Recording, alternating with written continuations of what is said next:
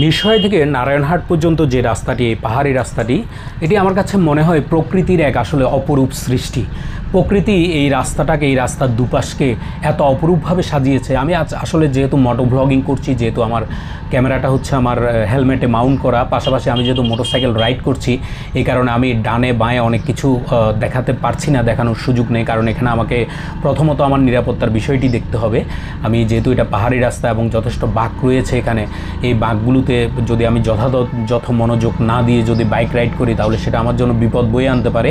তাই আমি জাস্ট রাস্তা এবং রাস্তার দুপাশে যে বিষয়গুলো, এগুলো আপনারা দেখতে পাচ্ছেন। এবং এই যতটুকু আপনারা দেখছেন, আপনারা যদি একটু বিবেচনা করে দেখেন, এটাই কিন্তু অনেক সুন্দর, তাই না?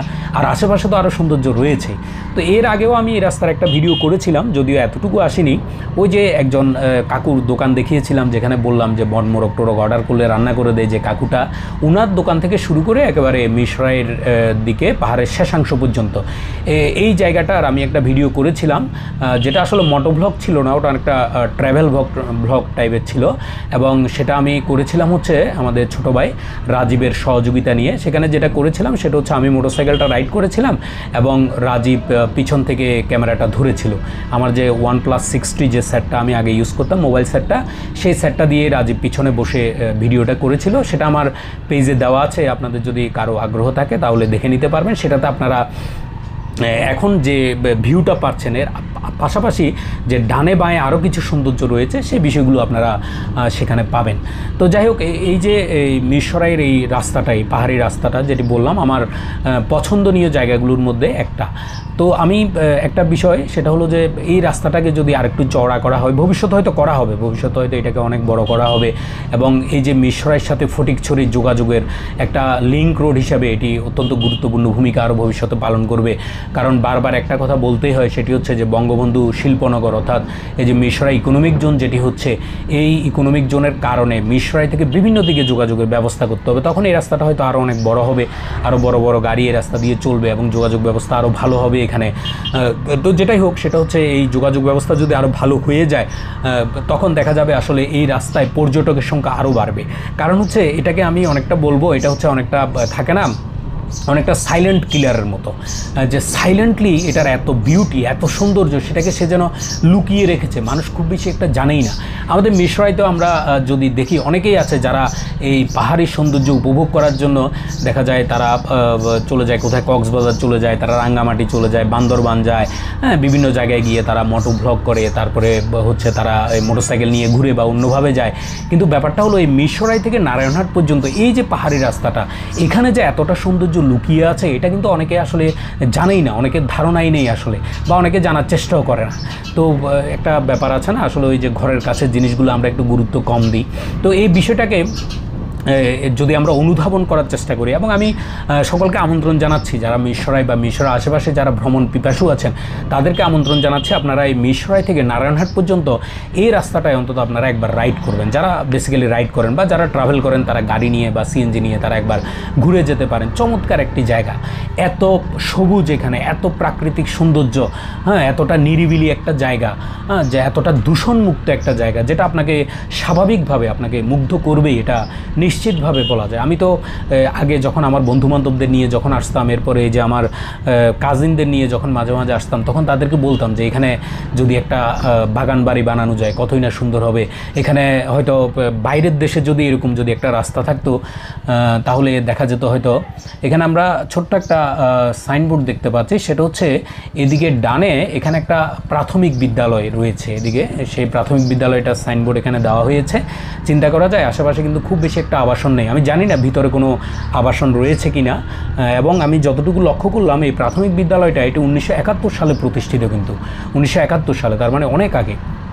এবং এই একেবারে গহীনে বলা যায়, অনেক ভিতরে, তো আশেপাশে তো আসলে খুব বেশি একটা দেখতে পাইনি, বাড়িঘর দেখতে পাইনি, হয়তো ভিতরে আবাসন থাকতে পারে। তো জানি না এখানে যারা শিক্ষকতা করেন তারা এখানে থাকেন নাকি প্রতিদিন আসা যাওয়া করেন। বিশেষ করে যখন বর্ষাকাল আসে, বর্ষাকালে কিন্তু এই রাস্তাটা একটু বিপজ্জনক হয়ে যায়, এটা স্বাভাবিক বিষয়, যাতায়াত তখন অনেকটা দূরও হয়ে যায়। তো সেখানে কিভাবে তারা ম্যানেজ করেন যারা এখানে প্রাথমিক বিদ্যালয়ে শিক্ষকতা করেন। যাই হোক, এখানেও একটা প্রাথমিক বিদ্যালয় আছে, এটা আমরা দেখতে পেলাম। তো যা বলছিলাম, আমি আমার অনেক বন্ধুবান্ধবকে, অনেক কাজিনদেরকে আমি বলেছি, সেটা হচ্ছে এই রাস্তাটা, এটা যদি আমাদের এই দেশে না হয়ে এটা যদি বাইরের দেশে কোথাও যদি হতো, তাহলে দেখা যেত এটা অত্যন্ত পর্যটনমুখী একটি জায়গায় পরিণত হতো এবং এখানে হয়তো অনেক মুভির শুটিং হতো। এই ধরনের একটা জায়গা, খুব সুন্দর জায়গা। আর আমি এই কথাগুলো যখন বলতাম, তখন আসলে আমাদের দেশে, অর্থাৎ এখন থেকে প্রায় 10 বছর আগে, 15 বছর আগে, তখন আমি এই কথাগুলো খুব বলতাম। আমি যখনই আসতাম তখন এই বিষয়গুলো নিয়ে আমি খুব আলোচনা করতাম। তো তখন আসলে আমাদের বাংলাদেশে পর্যটন শিল্পটা ততটা তখনও বিকশিত হয়নি। এই যে এখন অনেকেই ঘুরে ঘুরে রাঙ্গামাটি যাচ্ছেন, বান্দরবান যাচ্ছেন, অর্থাৎ পাহাড়ের সৌন্দর্য উপভোগ করার এখন অনেক লোক আছে। হরহামেশাই মানুষ এদিক ওদিক গিয়ে পাহাড়ি সৌন্দর্য উপভোগ করে। তখন আসলে এই বিষয়টা খুব বেশি একটা ছিল না, তখন মানুষ এতটা পর্যটনমুখী ছিল না। তারপর ছেলেপেলেরা এত বেশি ট্যুর করতে তখন অভ্যস্ত ছিল না। এবং আমাদের এই পর্যটনটাই দেখুন না, আমাদের মিরসরাইতে এখন থেকে 15-20 বছর আগে কয়টা পর্যটন স্পট ছিল? একটাই সবাই চিনতো, সেটা হচ্ছে মুহুরী প্রজেক্ট। এর আগে তো, এর বাইরে তো আর কিছু আসলে তখন ছিল না, তাই না? এখন কতগুলো ঝর্ণা, কতগুলো জায়গা, তারপরে সাগর পার, সব মিলিয়ে। তো এগুলোর পাশাপাশি আমার মনে হয় যে মিরসরাইতে যদি আমরা 3টা পর্যটন স্পট যদি, বা পর্যটকদের ঘোরার জায়গা যদি আমি ধরি, প্রথম 3টা, তার মধ্যে আমার মনে হয় যে একটা হবে এই মিরসরাইয়ের পাহাড়ি রাস্তাটা। এত চমৎকার একটা জায়গা, এত প্রাকৃতিক সৌন্দর্যের আধার এই রাস্তাটাতে, এটা অনন্য। এটা এক কথায় হচ্ছে অনন্য। আর বর্তমানে তো আসলে অনেক সুবিধা রয়েছে, সেটি হচ্ছে এখন অ্যাভেলেবেল সিএনজি রয়েছে, যে কেউ চাইলে সিএনজি নিয়ে চলে আসতে পারেন। আর এই রাস্তায় আরও একটা ব্যাপার আছে, শুধু যে বর্তমানে সিএনজি রয়েছে তা নয়, বর্তমানে এই রাস্তায় কিন্তু মোটরসাইকেল দিয়েও অনেকে আপ ডাউন করেন। এখানে মিরসরাই থেকে বা এই যে শ্বেতছড়া থেকে বা নারায়ণহাট থেকে মোটরসাইকেলে করেও আপনি ইচ্ছে করলে আসতে পারবেন। এখানে যদিও সেই আমাদের গতানুগতিক শহর অঞ্চলে যেটা দেখা যায় উবার বা পাঠাও, এই ধরনের কোনো কোম্পানি নেই বা এই ধরনের কোনো ব্যবস্থাও নেই। এখানে হচ্ছে ওই পার্সোনালি যার কাছে মোটরসাইকেল আছে সে রাইড শেয়ার করে, অর্থাৎ টাকার বিনিময়ে সে যদি কেউ যেতে চায় তাদেরকে ক্যারি করে। এটা জাস্ট একটা অনেকটা মোটরসাইকেল এখানে অনেকটা গণপরিবহনের মতো এটা পরিণত হয়েছে আর কি। সেই মোটরসাইকেলগুলো তো ইচ্ছা করলে যে কেউ এখানে আসতে পারেন বা এই অঞ্চলের প্রাকৃতিক সৌন্দর্যটা এটা উপভোগ করতে পারেন। আর এই যে মোটরসাইকেলের কথা যেহেতু এসেছে, মোটরসাইকেলে করে যেহেতু এখানে প্যাসেঞ্জার ক্যারি করা হয়, কথাটা যেহেতু বলেছি, এক্ষেত্রে আরেকটা কথা একটু বলে নিই, সেটা হচ্ছে এই রাস্তায় যে প্যাসেঞ্জার ক্যারি করা যে মোটরসাইকেলগুলো দেখা যায়, এগুলো হচ্ছে মূলত সবগুলোই হচ্ছে, আমরা আরেকটা বেইলি ব্রিজ পার হচ্ছি, এগুলো সবগুলোই হচ্ছে মূলত যে এগুলা কি বলে, প্লাটিনা, এই যে বাজাজ প্লাটিনা গাড়ি। এটা শুধুমাত্র এই রাস্তায় নয়, আমি এই রাস্তায়ও এটা দেখেছি, পাশাপাশি ওই যে বারৈয়ারহাট থেকে হেয়াকু হয়ে রামগড়ের দিকে, যে দেখেন বাঁয়ে একটা প্লাটিনা আমরা দেখতে পেলাম, বারৈয়ারহাট থেকে হেয়াকু হয়ে রামগড়ের দিকে যে রাস্তাটা আছে সেখানেও দেখা যায় প্লাটিনা এখানকার লোকজন, অর্থাৎ পাহাড়ে যারা রাইড শেয়ার করে তাদের কাছে প্লাটিনাটা আমি যতটুকু দেখলাম, প্লাটিনা হচ্ছে প্রথম পছন্দ। কারণ প্লাটিনা গাড়িটা আসলে অনেক শক্তপোক্ত একটা গাড়ি এবং মাইলেজও মোটামুটি ভালো, যে কারণে পাহাড়ে যারা রাইড শেয়ার করতে চায় বা যারা প্যাসেঞ্জার ক্যারি করতে চায় তারা মূলত প্লাটিনাটাকে এখানে ভরসা হিসাবে নেয়। শুধুমাত্র আমাদের এই অঞ্চল সেটা না, আমি দেখেছি বিভিন্ন ভিডিও চিত্র বা অন্যান্য ইয়েতে আমি দেখেছি, সেটা হচ্ছে এই যে রাঙ্গামাটি, বান্দরবান বা ওই সমস্ত এলাকায়ও যারা এই যে রাইড শেয়ার করেন বা যারা প্যাসেঞ্জার ক্যারি করেন তাদের প্রথম পছন্দ কিন্তু হচ্ছে বাজাজ প্লাটিনা।